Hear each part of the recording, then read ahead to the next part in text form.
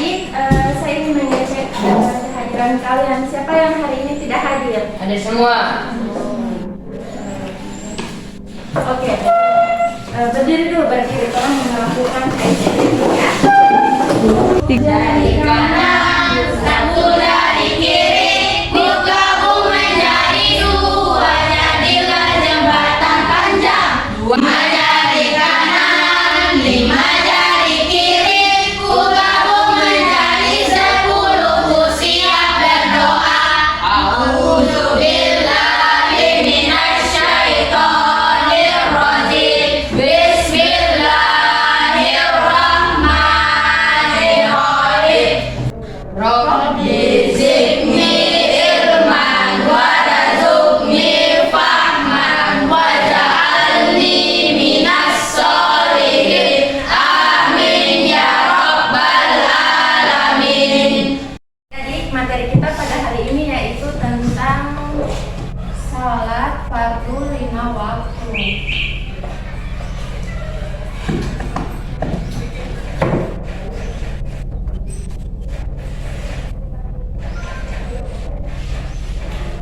Adik-adik sekalian, apakah kalian tahu apa itu salat fardu 5 waktu?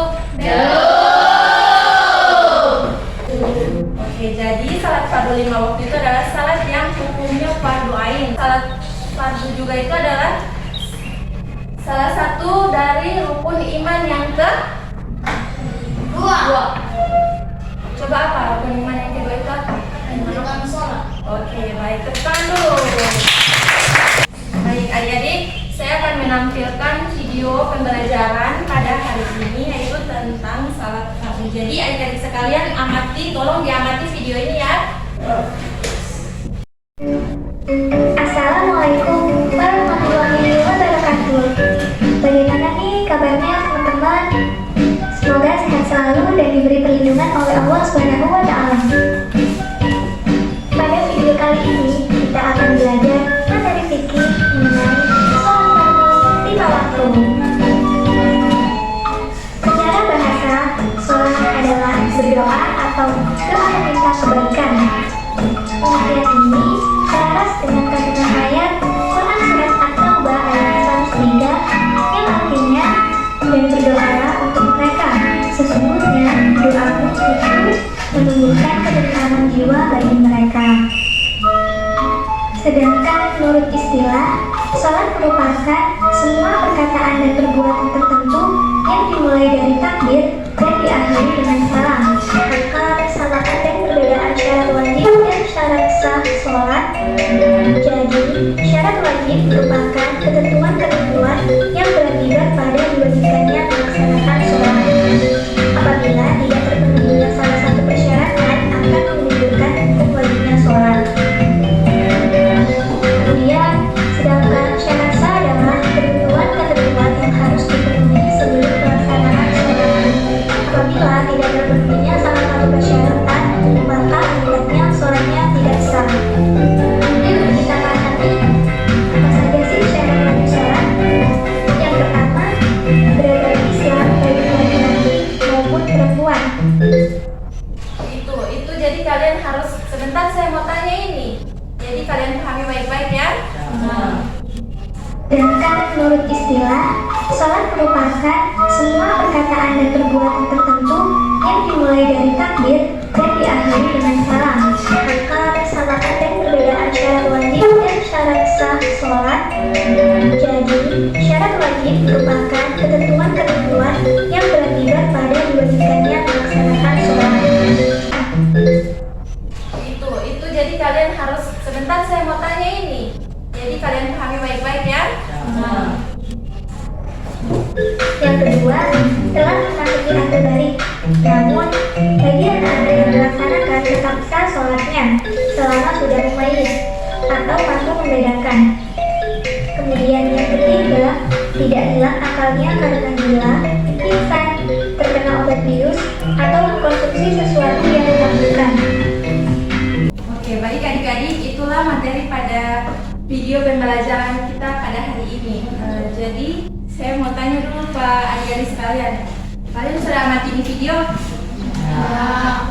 Oke, adik-adik sekalian, apakah kalian tahu apa syarat wajib sholat?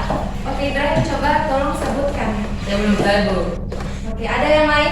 Apakah ada yang tahu? Apa? Beragama Islam. Oke, baik. Oke, baik. Terima kasih. Oke, adik-adik sekalian, saya akan menjelaskan kembali materi kita pada hari ini, yaitu tentang salat fardu 5 waktu.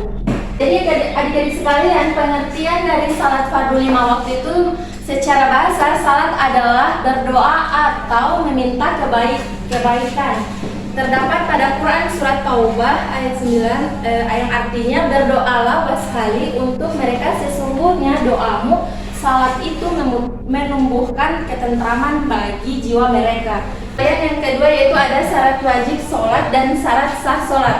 Yang pertama yaitu beragama Islam, baik laki-laki maupun perempuan. Yang kedua yaitu telah memasuki akhir balik. Namun bagi anak-anak yang melaksanakannya tetap salatnya sah selama sudah mumayyiz atau mampu membedakan. Kemudian yang ketiga ada tidak hilang akalnya karena gila, pingsan, terkena obat bius atau mengkonsumsi sesuatu yang memabukkan. Kemudian yaitu yang kedua ada beragama Islam baik laki-laki maupun perempuan. Yang kedua mumayyiz dapat membedakan sesuatu yang bersih dan kotor. Kemudian yang ketiga tidak hilangnya akal. Yang keempat masuk waktu sholat. Yang kelima suci dari hadas kecil maupun hadas besar. Yang keenam suci dari najis. Yang ketujuh menutup aurat. Yang kedelapan menghadap arah kiblat. Yang kesembilan berniat. Yang kesepuluh tertib sewaktu menunaikan sholat. Dan yang kesebelas muawalah, yaitu tidak terputus-putusnya melaksanakan sholat. Kemudian yang ke-12 tidak berbicara. Yang ke-13 yaitu tidak banyak melakukan gerakan. Dan yang terakhir tidak mengunyah makanan dan minuman. Kemudian ada perkara-perkara yang membatalkan sholat. Yang pertama ada datangnya hadas kecil maupun hadas besar di tengah-tengah sholat. Kemudian menemukannya najis yang tidak dapat dimaafkan pada badan, pakaian, dan tempat sholat kecuali langsung disingkirkan. Kemudian yang ketiga mengeluarkan ucapan lebih dari 2 huruf dengan sengaja tidak berbicara atau 1 huruf namun sudah bisa dipahami. Contohnya itu jangan berdiri, duduk, dan seterusnya. Jadi perkara-perkara yang membatalkan sholat itu tertawa lebar ketika dalam sholat. Kemudian ada yang kelima makan dan minum meskipun hanya sedikit. Kemudian yang keenam murtad ketika dalam sholat. Kemudian yang ketujuh gila ketika dalam sholat. Yang kedelapan berpaling dari arah kiblat. Yang kesembilan tersingkapnya pakaian sehingga terbuka aurat. Yang kesepuluh meringkas rukun sholat seperti ruku dan i'tidal, dijadikan satu sehingga dari ruku langsung sujud. Itu juga membatalkan sholat. 12 yaitu tentang ragu terhadap niat yang telah dilakukan, misalnya zuhur atau asar. Kemudian yang ke-12 mengubah niat dari sholat fardu menjadi sholat lainnya, misalnya salat zuhur niatnya diganti dengan salat gerhana matahari. Kemudian yang ke-13 niat keluar dari sholat sebelum sempurna semua rukun-rukunnya. Kemudian yang ke-14 bimbang dalam sholatnya, apakah akan meneruskan atau membatalkannya. Kemudian yang ke-15 menggantungkan pembatalan sholat pada suatu perkara, contohnya yaitu mengatakan telah haid datang, saya akan membatalkan sholat. Kemudian yang ke-6 sengaja meninggalkan sholat, salah satu rukun sholat. Yang ke-17 itu sengaja mengulang rukun dengan tujuan bersendu gurau. Yang ke-18 mencampur aduk rukun salat, contohnya mendahulukan rukun tertentu dengan mengakhiri yang lain di luar ketentuan. Kemudian yang ke-19 yaitu bermakmum pada orang yang salatnya tidak seperti kepada orang kafir. Yang ke-20 sengaja memanjangkan rukun yang pendek. Yang ke-21 mendahului atau tertinggal 2 rukun berupa perbuatan fi'li yang dilakukan imam terhadap uzur. Yang ke-22 mengucapkan salam sebelum waktunya. Yang ke-23 mengucapkan takbiratul ihram kedua kalinya dengan niat memperbarui sholat, dan yang terakhir yaitu dengan sengaja ia duduk tasyahud awal pada saat sudah dalam kondisi berdiri. Jadi itulah materi kita pada hari ini. Selanjutnya saya akan memberikan kalian tugas itu dalam berkelompok ya. Baiklah adik-adik, sekarang kan sudah terbentuknya kelompok, silakan dikerjakan.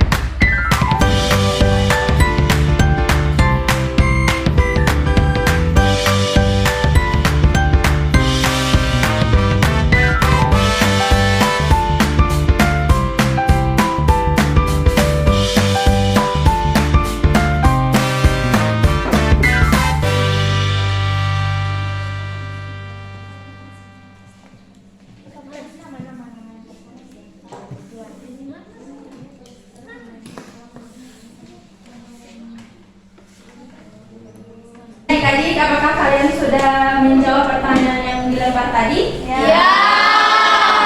Oke, baik. Saya akan menanyakan pertanyaan kepada kelompok 2. Sebutkan perkara-perkara yang membatalkan sholat. Oke, saudara diharapkan memperkenalkan diri dan salam. Perkenalkan, nama saya Juan Mahmud.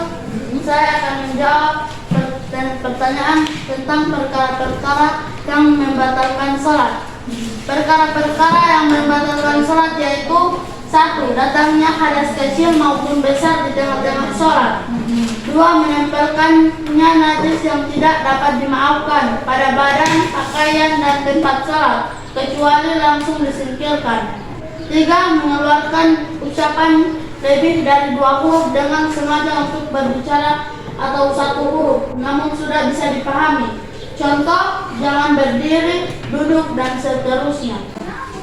Perkenalkan, nama saya Atika Didin.